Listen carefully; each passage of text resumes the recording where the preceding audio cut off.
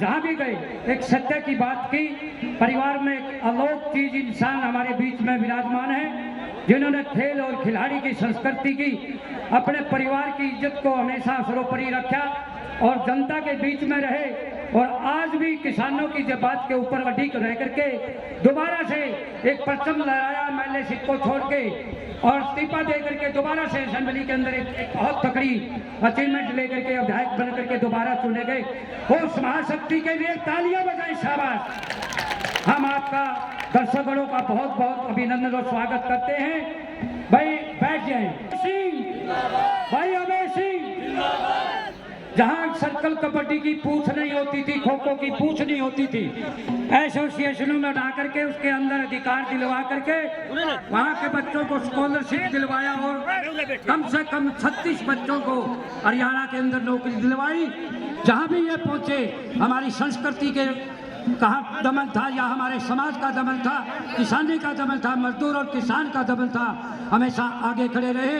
आज दोबारा पुणे विधायक बन करके हमारे बीच में पहुंचे हैं। मैं इस पावन पवित्र धरती के ऊपर भाई अभय सिंह चौटाला का अभिनंदन और सत्कार करता हूं। कृपया वो आए और अपनी दिल की बातें इन बच्चों से, इन बेटों से, बेटियों से, माता और बहनों से, भाइयों से, बुजुर्गों से। अभय सिंह चौटाला।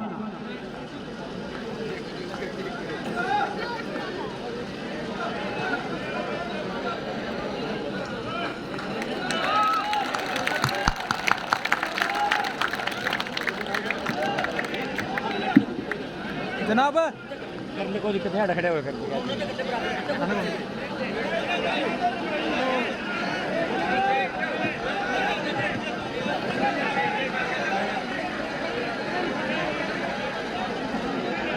बहुत ही आदर और सम्मान के योग आज हमारे बीच में आए हुए लगातार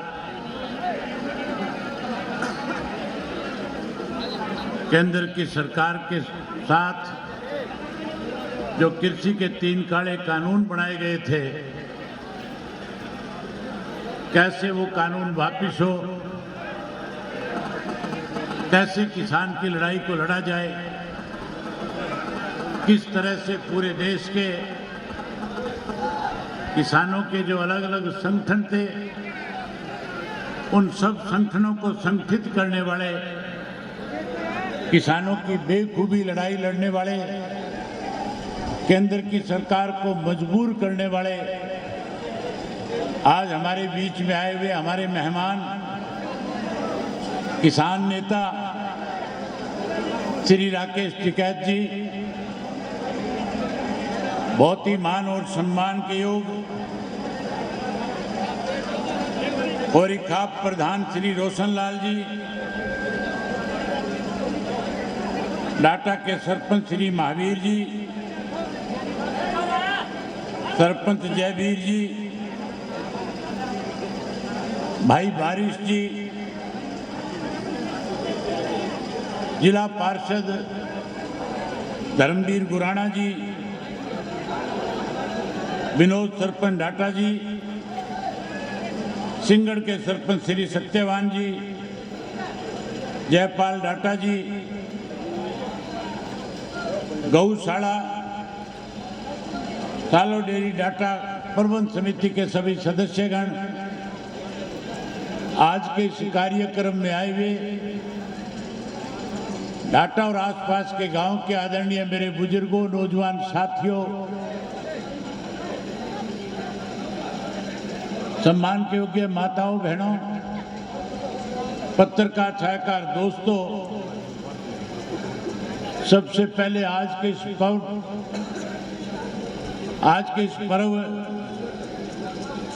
पे मैं आपको अपनी तरफ से, अपनी पार्टी की तरफ से हार्दिक शुभकामनाएं देता हूं, बधाई देता हूं। नए साल की परमपिता परमात्मा से प्रार्थना करता हूं कि नया साल आपके लिए मंगलमय हो, शुभमय हो। इस नव वर्ष में आपके खेत की फसल अच्छी हो, आप खुशहाल हो, आपके परिवार की बढ़ोतरी हो। वहीं किसान जिस ढंग से आप लोगों ने एक वर्ष तक लगातार उन कृषि के 3 काले कानूनों के खिलाफ लड़ाई लड़ी और जिस ढंग से आप लोगों ने पूरे देश और दुनिया में एक मैसेज दिया कि आज जिस भाईचारे को तोड़ने में भारतीय जनता पार्टी के लोगों ने तरह तरह के हथकंडे अपनाने का काम किया था, अनेक दफा हमारे बीच में विवाद हो, इसके लिए उस आंदोलन का हिस्से बने हुए लोगों को कभी भारतीय जनता पार्टी की तरफ से खालिस्तानी कहा गया, कभी उस आंदोलन से जुड़े हुए लोगों को अलगाववादी कहा गया, कभी साथियों विदेशी ताकतों के हाथ का हथियार बताया गया। लेकिन आप लोगों ने पूरे देश और दुनिया में एक मिसाल कायम करी, आपसी भाईचारा इकट्ठा करके देश में संदेश दिया कि हरियाणा का हर व्यक्ति आज इस किसान की लड़ाई में अपने सारे मतभेद भुला करके आज कैसे कृषि के 3 काले कानून वापिस हो, उसकी लड़ाई को लड़ने में न केवल अपना घर परिवार और खेत छोड़ने का काम किया, बल्कि उस 1 साल की लड़ाई में आप लोगों ने केंद्र की सरकार को कृषि के 3 काले कानून बनाए हुए उनको वापस लेने पे मजबूर किया। इसके लिए आपको बधाई देता हूं, आपका धन्यवाद करता हूं। टिकैत साहब आपसे रूबरू हो रहे थे, कह रहे थे कि आंदोलन अभी खत्म नहीं हुआ। टिकैत साहब आपसे कह रहे थे, जिक्र कर रहे थे कि हमें और बड़ी लड़ाई लड़नी है। मैं टिकैत साहब से कहना चाहूंगा कि जहां आपने पूरे देश के किसान को संगठित करने का काम किया, ये हरियाणा का खेती करने वाला व्यक्ति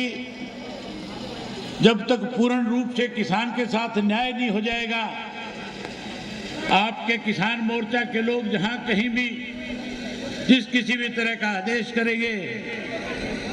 ये खेती करने वाले लोग आपके उस आदेश की पालना करके केंद्र की सरकार को फिर से मजबूर करने का काम करेंगे। आप एक बारी टिकैत साहब को आश्वस्त करो कि हम किसानों की लड़ाई में आपके आदेश की पालना करने का काम करेंगे।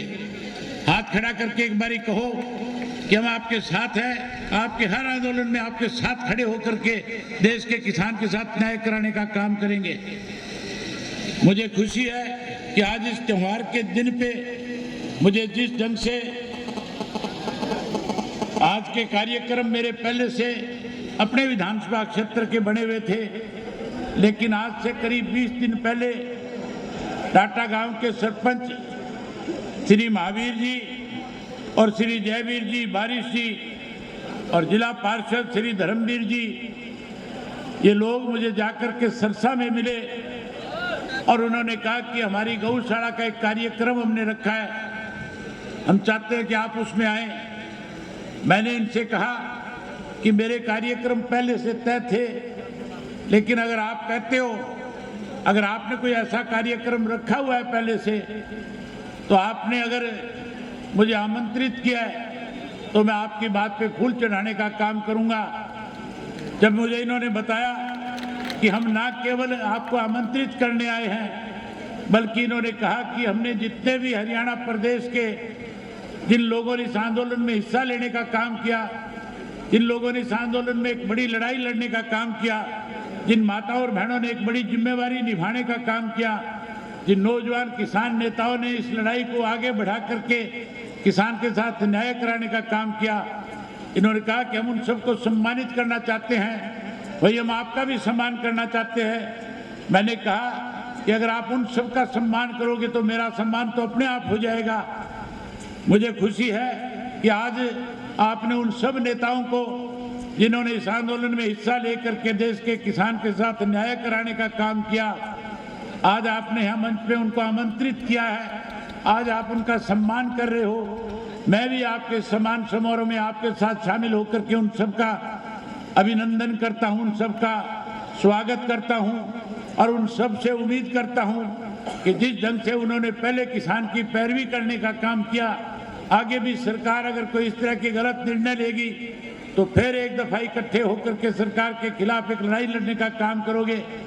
साथियों, मैं आपसे एक बात कहना चाहूंगा, मैं खास करके टिकैत साहब के नोटिस में भी लाना चाहूंगा। टिकैत साहब, आपने 3 कृषि के काले कानून तो खत्म करा दिए। टिकैत साहब, आपसे एक निवेदन करना चाहता हूं, आपने कृषि के 3 काले कानूनों के खिलाफ एक बहुत बड़ी लड़ाई लड़ने का काम किया। आपने जहां उस सरकार को मजबूर किया, वहीं हरियाणा प्रदेश की सरकार ने पिछले दिनों विधानसभा के अंदर एक निर्णय लिया था। उस समय मैं विधानसभा का सदस्य नहीं था। मैंने किसानों के हक में किसानों की इस लड़ाई को कैसे जीता जा सके, कैसे किसान एकत्रित हो सके, मैंने अपनी विधानसभा से त्यागपत्र दे रखा था। उस वक्त मैं विधानसभा का सदस्य नहीं था।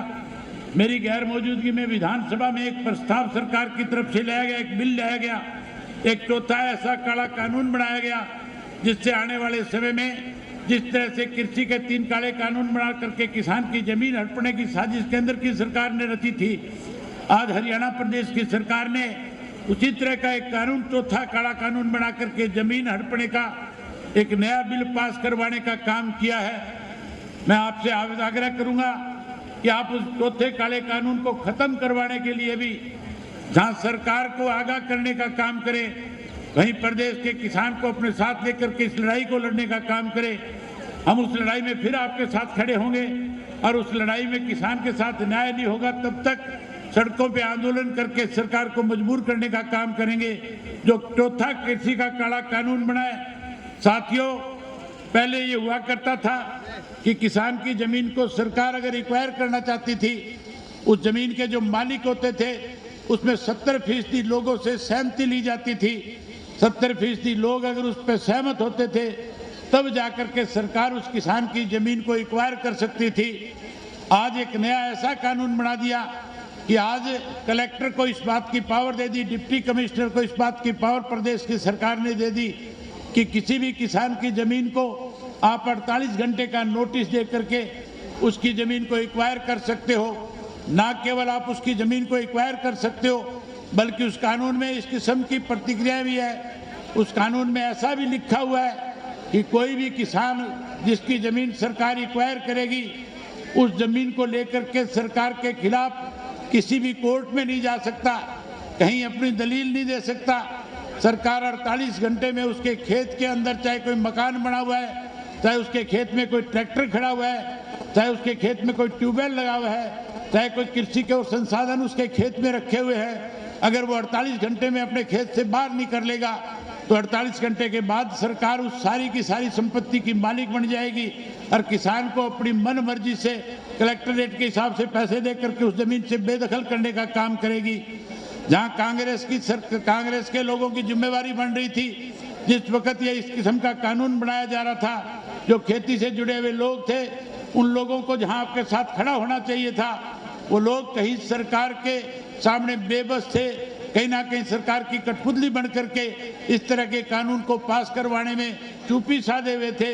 लेकिन अब जब मैं विधानसभा का सदस्य बन करके गया, मैंने विधानसभा में जाते ही सबसे पहले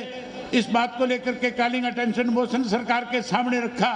और सरकार से पूछा कि आपने इस तरह का कानून बनाने की कैसे चेष्टा कर ली, कैसे आप हरियाणा प्रदेश की किसान की जमीन को इस तरह से छीनने के लिए इस तरह का कानून बनाया है, आप अपने इस कानून को वापस लेने का काम करो। साथियों, अगर सरकार ने कानून वापस नहीं लिया तो हम सबको फिर से इकट्ठा होकर के इस सरकार के खिलाफ इस लड़ाई को लड़ने का काम करना पड़ेगा।